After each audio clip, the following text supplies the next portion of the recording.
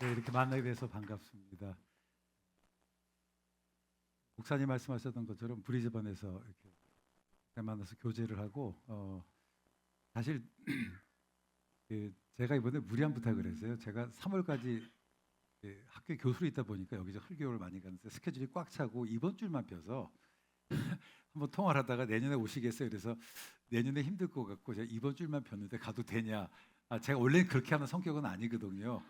근데 그렇게 했던 이유 중에 하나는 어, 개인적으로 좀 만나서 좀 더 많이 알고 싶은 참 좋은 후배를 만나서 또 만나고 싶은 또 얘기 후배를 만나서 뭐 담임목사님 이렇게 표현하기 좀 죄송하긴 하지만 그래서 좀 따로 이렇게 교장심은 욕심에 또 인스타를 통해서 또 사역도 많이 보고 교회도 좀 뵙고 성도님도 뵙고 또 좋은 우리 또 목사님 뵙고 저도 목사님 첫날 설교할 때 마지막 날이구나 엄청 은혜 받았거든요.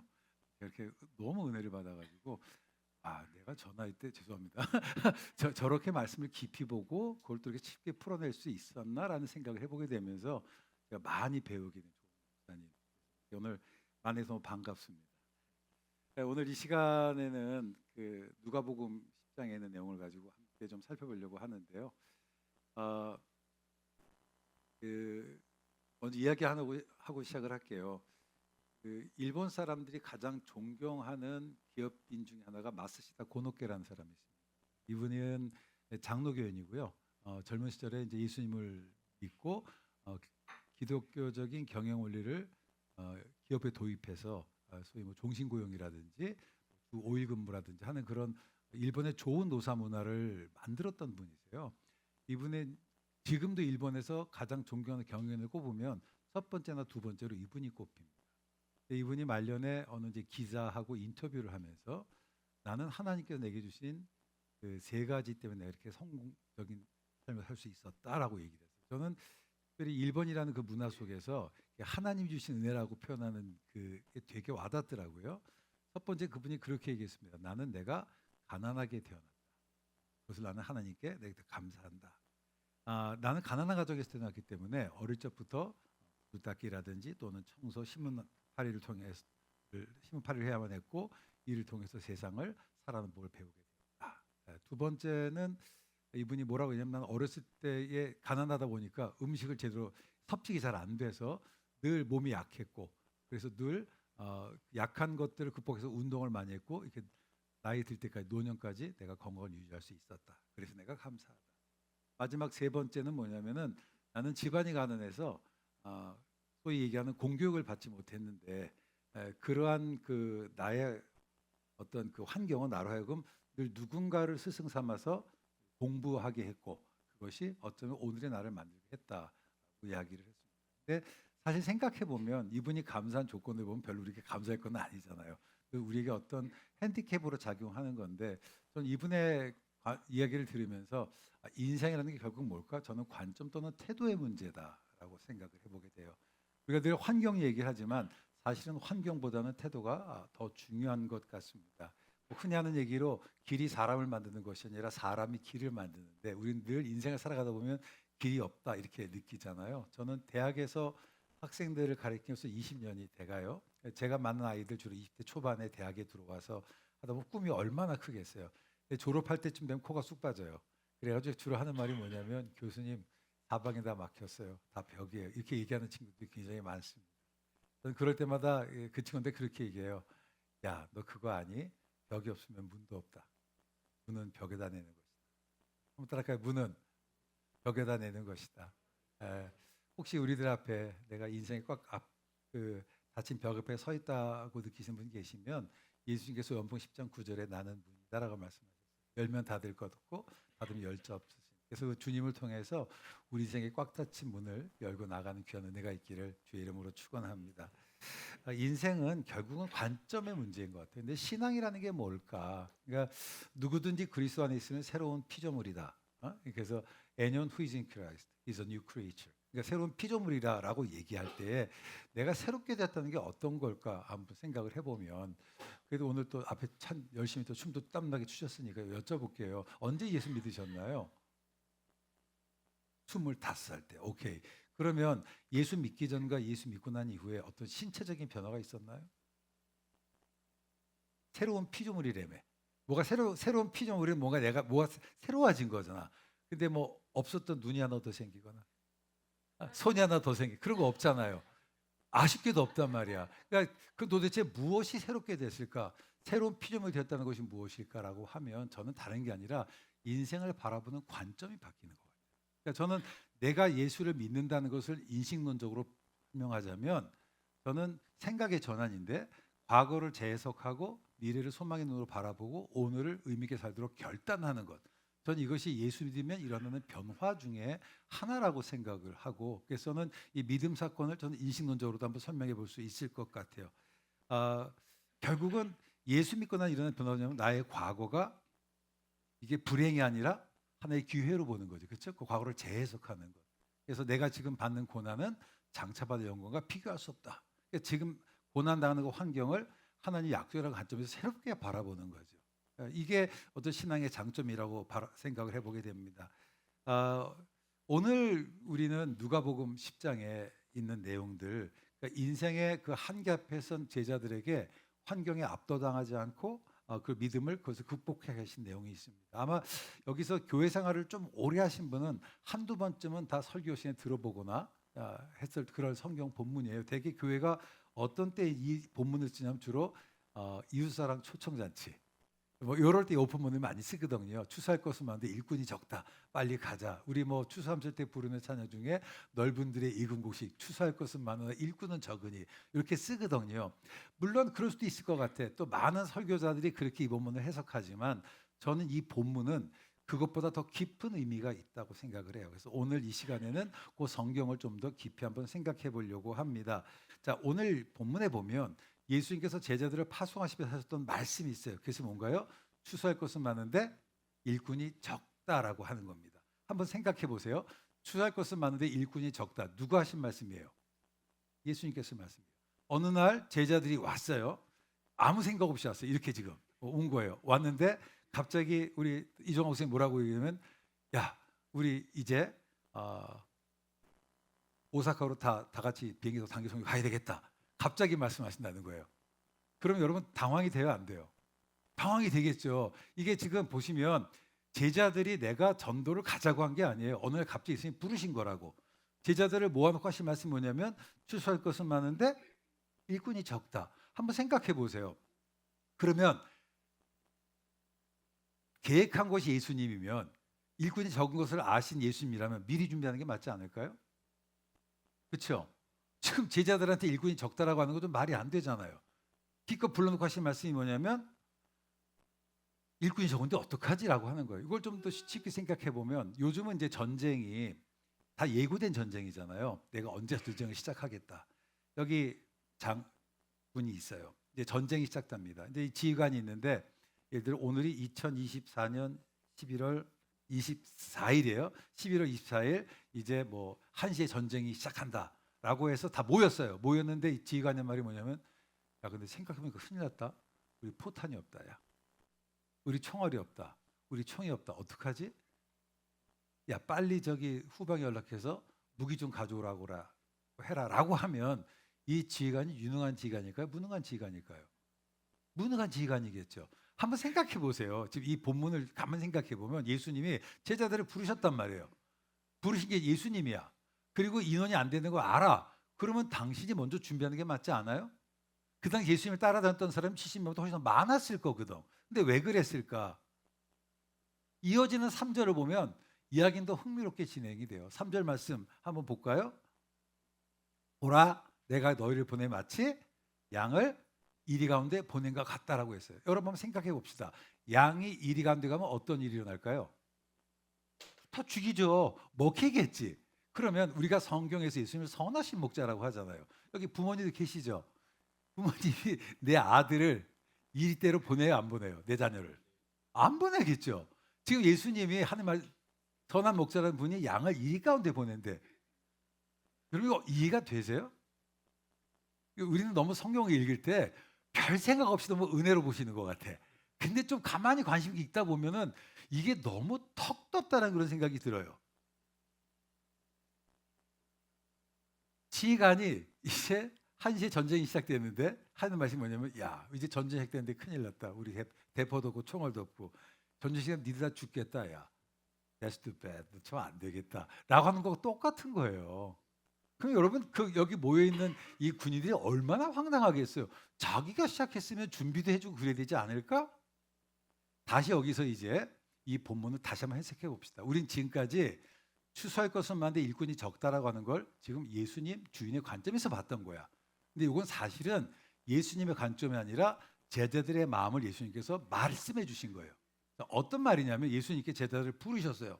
아무 생각 없이 왔습니다. 자, 내가 너희를 이스라엘 전역에 보내서 하나님 나라의 말씀을 전하게 할 거야 라고 했을 때 제자들이 느꼈던 게 뭐냐면, 내가 이걸요? 제가요? 왜요? 완전 MZ 세대지? 그러면서 내가 이걸 할 수 있을까? 내가 이거 어떻게 해? 이거 하기에는 내가 가진 게 별로 없어. 사람이 너무 적은 것 같아. 이런 제자들의 마음을 지금 설명하신 거예요. 이해가 되세요? 그리고 그런 제자들의 심정이 어땠느냐? 이게 어떤 거냐면 마치 그런 상황이 양에게 가는 일에게 가는 양과 같은 거예요. 안 될 싸움하는 것 같은 거야. 그 제자들의 두려움을 예수님께서 표현하신 겁니다.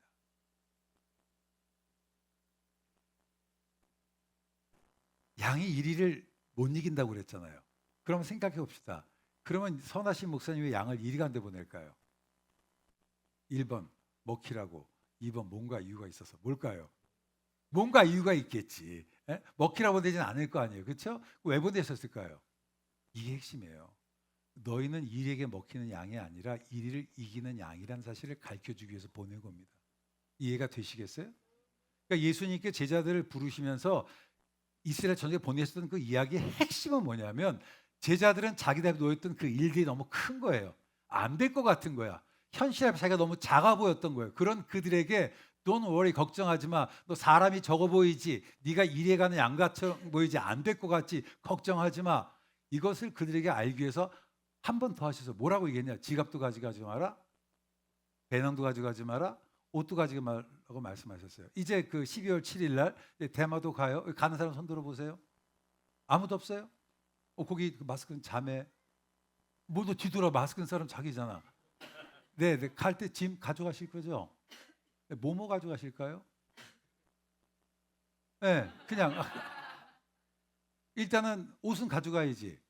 하나 가져가, 여보려 한 벌 더 가져갈까? 하나 더 들고, 그렇지? 혹시 비 올지 모르고 뭐 하여튼 코트 하나 더 들고 갈 거고, 신발은 슬리퍼도 안 신고. 아, 그렇군. 신발 하나 신고 가고 끝. 그거로. 그렇구나. 저는요, 제가 ISTJ 스타일이에요. 저는 모든 것이 다 예정된 계획적이고, 저는 어디 가서 누가 식사기도 하면 정말 화가 나. 식사기도 전화 나한테 부탁해야 돼. 저는 이렇게 갑자기 얘기하는 걸 너무 싫어하거든. 저는 변수가 싫은 사람이에요. 변수가. 그래서 모든 걸 준비한 스타일이라, 저는 어디 여행 가면 일단 기본적으로는 운동 하나는 가져가야지. 그리고 비행기에서 발이 붓거나 또 숙소에 슬리퍼가 없을 수 있으니까 슬리퍼 하나 가져가죠. 그 다음에 가끔씩 이런 데서 강의할 일이 있으니까 구두 하나 가져가. 저는 기본적으로 신발이 3개야.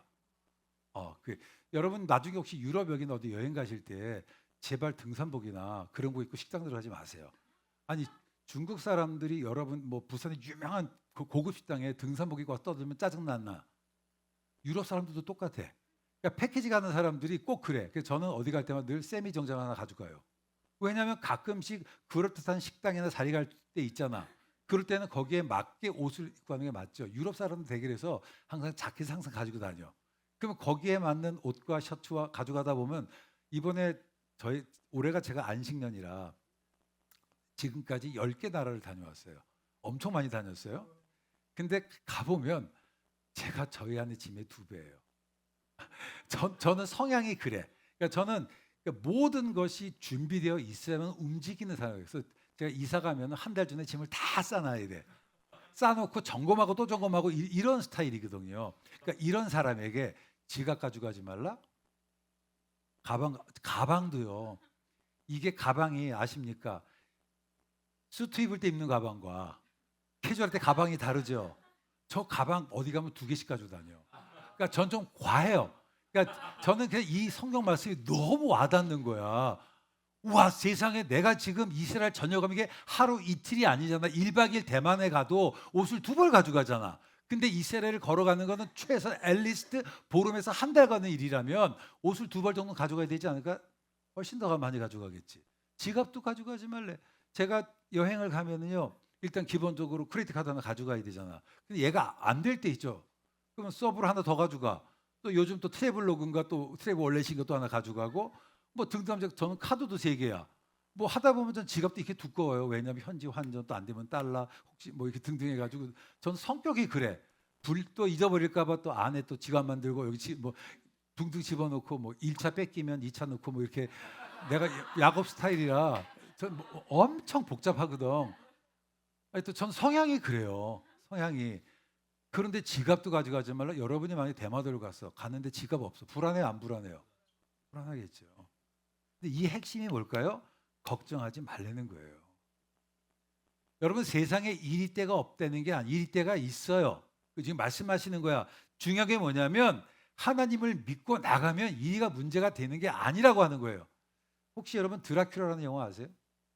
아, 모르는구나. 이건 저랑 끄떡인 사람 저랑 연세가 비슷한 사람들이에요.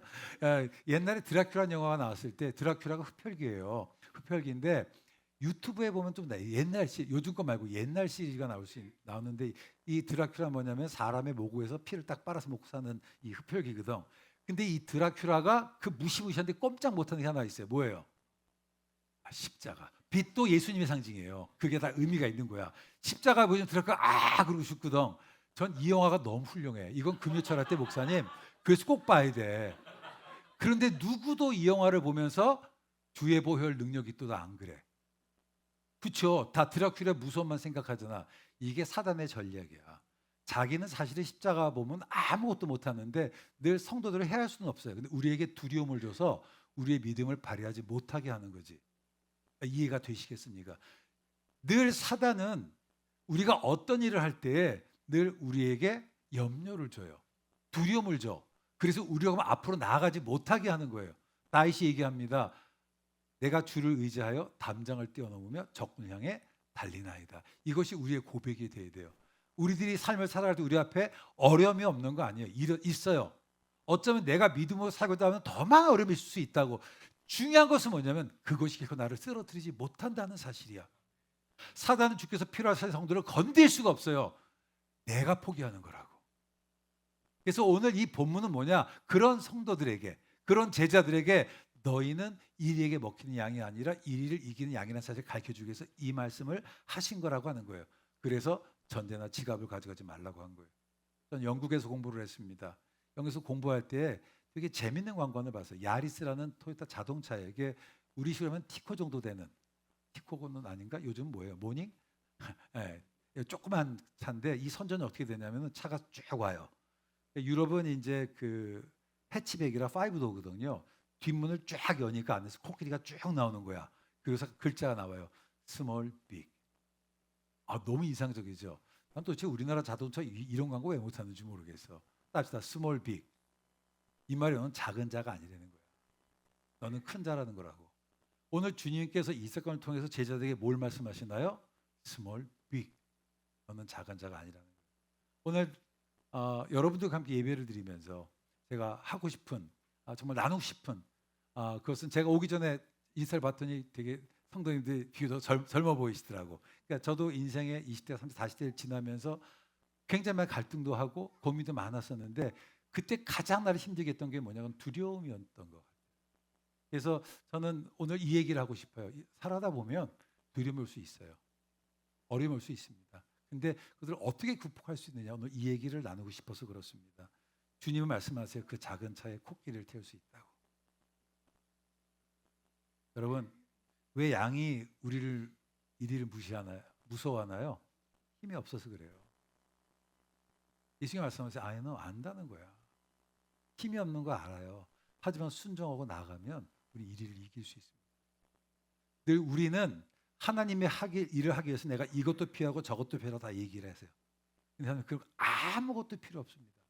우리가 순종하기만 하면 하나님께서 없는 능력도 주세요. 이걸 깨달아야 돼요. 이 인생은 내가 하는 게 아니에요. 하나님께서 해주시는 겁니다. 그 하나님을 믿고 내가 믿음을 선포하고 나가면 하나님께서 역사해 주세요. 믿음을 회복하기를 원합니다. 여러분, 이 이야기가 어떻게 끝났는 줄 아세요? 오늘 마지막 절에 제자들이 돌아와서 하는 말이 뭐예요? 주의 이름이면 귀신도 벌벌 떠나이다. 이게 이 본문이 여러 군데 나와요. 근데 마가복음에 보면 어떤 내용이 나냐면 이 날이 저녁이었어요. 제자들이 와서 막 신났어. 예수님 정말 갔더니 그런 일이 일어났어요. 제 얘기 좀 들어보세요 할 때 예수님이 calm down. 야, 우리 밥 좀 먹고 얘기하자라고 얘기했는데 제자들이 잠깐만요. 내 얘기 먼저 들으세요. 막 기뻐한 거예요. 여러분 생각해 보세요. 내가 예상한 일이 일어나면 기쁠까요? 안 기쁠까요? 예상한 일이 일어나면 별로 안 기쁘지. 제가 이제 올해 케냐에 가서 집회를 했었어요. 이제 몇 명 이렇게 같은 팀들하고 케냐에 가서 했는데 거기서 졸업식 때 한 2,000명 그 케냐 사람들 앞에 제가 영어로 설교를 했거든요. 전 영국에서 공부를 했습니다. 영국에 석사하고 박사를 다 했고요. 영어 설교를 어쨌든 했어. 하고 난 다음에 하필이면 또 이게 야외라 아이패드를 준비해 갔는데 아프리카 빛이 너무 쨍쨍 내리잖아. 이 아이패드 화면이 안 보이는 거야. 그래도 어쨌든 설교를 했어요. 하고 나서 집사람한테 여보, 나 오늘 영어 설교도 했어. 내가 이럴까?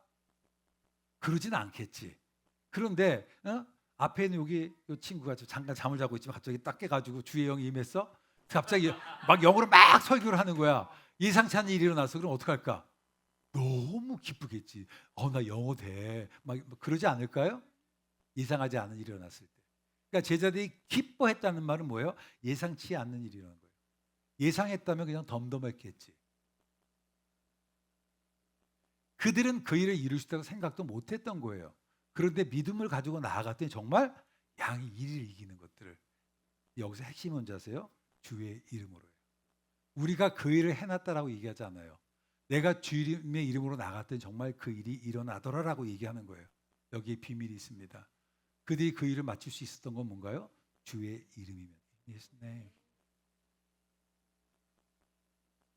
여러분, 우리가 하는 게 아니에요. 우리가 능력이 있어서 하는 건 아닙니다. 여기서 우리는 예수님께서 제자들을 보내시면서 추수할 것은 많은데 일꾼이 없다. 내가 너희를 보낸 게 마치 양을 이리 가운데 보내는 것 같다. 전대나 지갑이나 가방을 가지지 말라라고 하셨던 이유를 발견하게 돼요. 그럼 바로 뭘까요? 이리를 두려워할 필요가 없다라고 하는 거예요. 여러분, 이리를 두려워하지 맙시다. 숫자가 적다고 걱정하지 마세요. 숫자는 문제가 되지 않습니다. 준비가 안 되었다고요? 걱정하지 마세요. 주님께서 도와주십니다. 여러분, 우리는 두려움을 넘어서 순종으로 나아가야만 합니다. 이스라엘 백성들이 골리앗 앞에 섰을 때 눈에 보이는 골리앗 앞에서 두려워서 앞으로 나가지 못했어요. 그러나 다윗은 똑같은 골리앗을 봤지만 믿음을 가지고 골리앗 앞에 나갈 수 있었습니다. 그리고 우리가 아는 것처럼 그 전투에서 다윗이 승리를 하는 거예요. 인생은 관점의 문제. 우리는 인생의 전투 앞에 있습니다. 늘 골리앗이라는 어려움은 한계는 우리 앞에 있습니다. 여러분, 어떻게 하겠어요? 주님, 일꾼들이 적습니다. 주님, 내 현실이 이리 가는 양 같습니다. 주님, 내가 이런저런 것들이 부족합니다. 이런 것 저런 것 달라고 해서 여러분 강구만 하겠습니까? 아니면 앞으로 나가겠습니까? 믿음을 회복하기를 원합니다. 다윗은 얘기합니다. 여호와의 구원하심이 칼과 창에 있지 아니하면 전쟁은 여호와께 속한 것인지. 여러분, 전쟁은 여호와께 속했습니다. 거듭 얘기하는 인생은 내 손에 있는 게 아니라 하나님의 손에 있어요. 하나님의 손에 있습니다. 당시 이스라엘 군사들은 눈에 보이는 자기들의 처지가 마치 이에게 나가는 양처럼 보였어요. 그래서 주저했습니다. 여러분, 구원하심이 칼과 창에 있지 않습니다.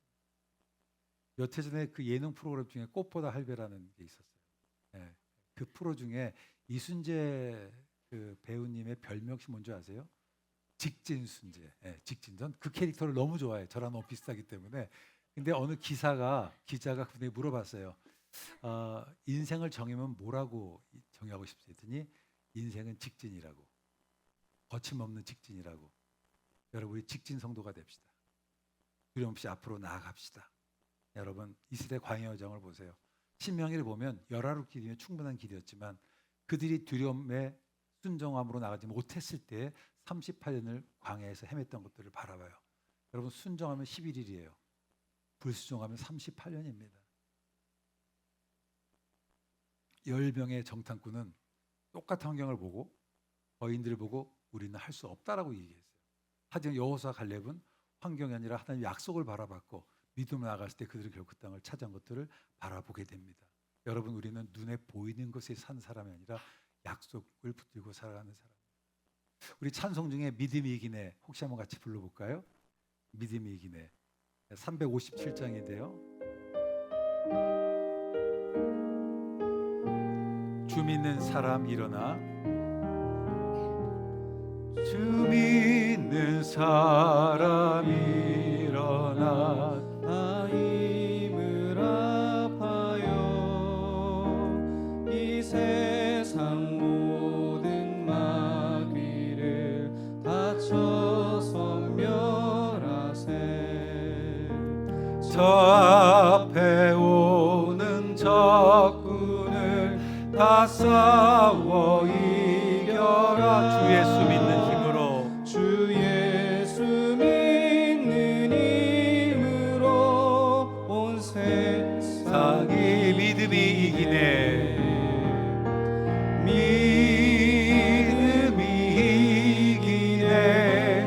믿음이 이기네. 주 예수를 믿음이 온 세상이 온 인류 마귀 괴hul로, 온 인류 마귀 괴 큰 죄에 빠지니 큰 죄에 빠지니 진리로 띠를 띠고서 진리로 띠를 띠 늘 기도 드리세.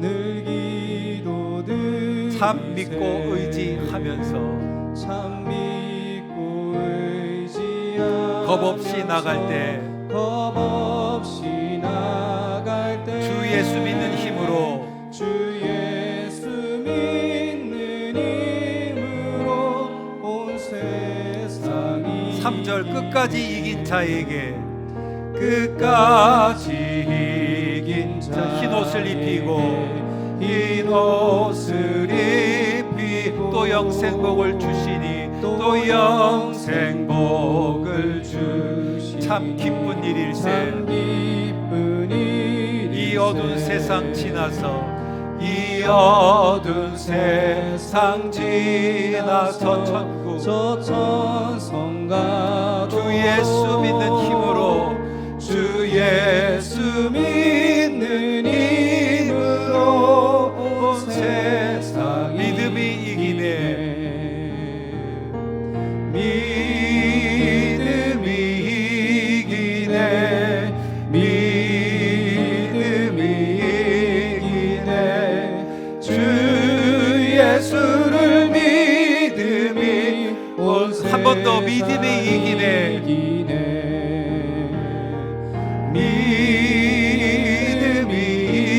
이기네. 믿음이 이기네. 주 예수를 믿음이 온 세상이 이기네. 할렐루야. 아멘. 그렇습니다. 믿음이 이깁니다. 주 예수를 믿는 믿음이 온 세상을 이깁니다. 비록 우리가 사는 이곳이 이가 같은 곳일지라도 우리가 믿음을 가지고 나가면 온 세상을 이길 수 있습니다. 저는 이 주님이 너무 좋아요. 아직 준비가 되지 않아도, 능력이 부족해도 나를 써주신 그 주님이 너무 좋습니다. 그 주님의 부르심에 아멘을 응답하면 나를 사용하신 주님이 너무 좋습니다. 간증 잠깐 하고 제가 오늘 말씀을 마치려고 합니다. 저는 고등학교 다닐 때 운동을 했어요. 네, 운동을 해서 보통 청소년기 남자아이들이 무시한다는 건 셋 중에 하나거든요. 공부를 아주 잘하거나 운동을 하거나 싸움을 잘하거나. 그래서 저는 두 번째, 세 번째로 선택했어요. 제가 유도부에 있었거든요. 그래서 이제 다 그거로 다 통하는 거죠, 그죠? 이 몸이 제가 중3 때 몸이니까.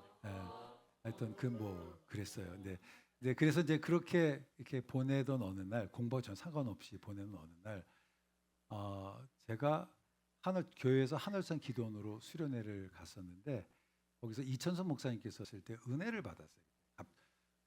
고등학교 2학년 때 제가 은사를 체험하고 그때 은사 테스트라는 게 있거든요. 그래서 이분이 이제 은사분사는 앞으로 다 불러 모아서 막 은사 테스트를 하는데 저한테 갑자기 뚝 뭐라고 얘기하냐면 다니엘서 12장 3절 말씀하시면서 많은 사람을 의론대로 돌아가지 않는 하늘의 별처럼 영원토록 비칠 것이다 말씀을 해주시는 거예요. 근데 그땐 제가 그 말씀이 무슨 뜻인지 몰랐어요. 그리고 이제 그 다음에 계속 기도한 사람들을 찾아놨더니 그분들이 하는 말이 뭐냐면 너는 아마 해외에 나가서 복음을 전하고 말씀을 전하는 사람이 될 거래. 근데 그때 나는 그 공부하고 상관없었고 70년대를 생각해 보면 그때는 해외 유학이 자유롭지 않았고요. 정부에서 선택된 사람 유학 가는 시절이었거든. 제가 다녔던 학교가 신예 고등학교라는 학교예요. 제가 뺑뺑이 4기인데 서울에서 저희 선배들이 600명 중에 400등이 고대 들어가는 학교였어요. 다 그 정도는 하는구나 부산이. 나 그렇게 부산 교육수준이 높은 줄은 몰랐어. 그랬는데 제가 고등학교 1학년 딱 들어갔을 때 학교에서 수학 시험을 봤거든요. 옛날엔 동경대학 입시 시험 문제 1200자라는 게 있었는데 고1 학생한테 그 문제를 낸 거야 선생님들이. 그리고 우리 학년 평균이 6점이었어요. 그리고 평균 6점을 맞는데 제가 혁혁히 공헌을 했습니다. 저는 빵점을 맞았거든요. 제가 그때부터 제가 숙포자가 돼가지고서 그냥 상관없이 쭉 살아서 공부하고 전혀 상관없었고 그 은혜를 받고 나서 제가 기도를 해서 하나님 내가 전생에 나가서 복음을 전하겠습니다. 600명 중에요. 그때는 월정 고사가 있었는데 그때는 제가 다녔던 학교는 매월 성적을 전교생 성적을 붙여 벽에. 그러면 I was always there. 늘 저는 오른쪽 끝에 항상 그게 내 성적이었거든. 그러니까 그때 그 사람이 그런 성적 가진 사람 유학 간다 이건 정말 난센스 말도 안 되는 거였었어요. 근데 저는 계속 그 말씀이 마음에 오고 그리고 고등학교 3학년 때 제가 이제 정말 지적으로 번역에 나고 그때부터 공부를 하기 시작했어요. 그리고 사실 제가 뭐 우리나라 교육 현실에서 고3 때부터 공부를 해서 대학 들어가는 건 말이 안 되잖아요. 근데 저는 제가 영국에서 한국에서 물론 대학과 대학원 나오고 브리스톨 대학에 석사하고 제가 영국 캠브리지에서 박사과를 받았습니다. 그리고 제가 제 돈은 300만 원밖에 안 냈어요. 제가 97% 이상을 자장받. 이 물질주의자들 돈 얘기하니까 와닿는구나. 하여튼 그래요. 근데 보시면 17살 때에 공부해서 10년 지나서 캠브리지 가는 건 말이 안 되거든요. 그리고 제가 굉장히 작품을 많이 받았고 보통 제가 시험 볼 때 저는 바로 패스가 됐어요. 등등 자랑할 게 엄청 많아요. 진짜 내가 입이 간질간질한데 근데 이제 되돌아보면 제가 그때 저를 붙잡았던 말씀이 뭐냐면 Put God first. 하나님을 내 인생의 최소 너는 먼저 그의 나라와 그 의를 구하라. 그래야 이 모든 것도 너에게 더하기. 그래서 그때 제가 저의 모든 과거의 친구들 제 친구들로 삼천교회 때 끌려왔었거든요. 그러니까 그 친구들과 손 끊고 내가 이제 믿음으로 살고 말씀대로 살고자 애를 썼어요. 그때 하나님께서 없는 능력 주시더라고. 없는 지혜 주시더라고. 여러분 제가 뭐 시간상 다 자세히 간증은 못하지만 여러분 믿음을 회복하기를 원합니다. 환경 전혀 문제 아니에요. 내가 가진 건 문제 아닙니다. 여러분 중요한 건 부르심이에요. 그 부르심에 대한 순종입니다. 여러분 믿음으로 나갑시다. 유럽을 넘어서 순종으로 나갑시다. 신발 없어도 it's okay 상관없어요. 지갑이 없어도 it's okay 상관없어요. 배낭이 없어도 상관없어요. 여러분 믿음으로 나갑시다. 나는 주님의 이름이면 엄들기도 생길 것을 믿습니다. 주님의 이름이면 주님도 항복할 것을 믿습니다. 그를 의지하여 정말 담장을 떼어놓고 적군을 향해 달리는 귀한 은혜가 있기를 우리가 원합니다. 이 고백이 난 여러분의 고백이 되었습니다. 기도하겠습니다. 자격이 없는 우리를 불러주시고 이 세상을 향한 당뜻을 이루게 하심을 감사드립니다. 우리 연약함을 바라보지 않고 우리에게 능하다고 말씀하신 주님의 말씀 따라 살아가게 하여 주시옵소서. 우리의 구주 되시는 주님을 바라보며 주님 이름 귀신도 벌벌 떤다는 이 기적 같은 이야기를 이 시대 가운데 보여주는 삶을 살게 하여 주시옵소서. 예수님 이름으로 기도합니다. 아멘.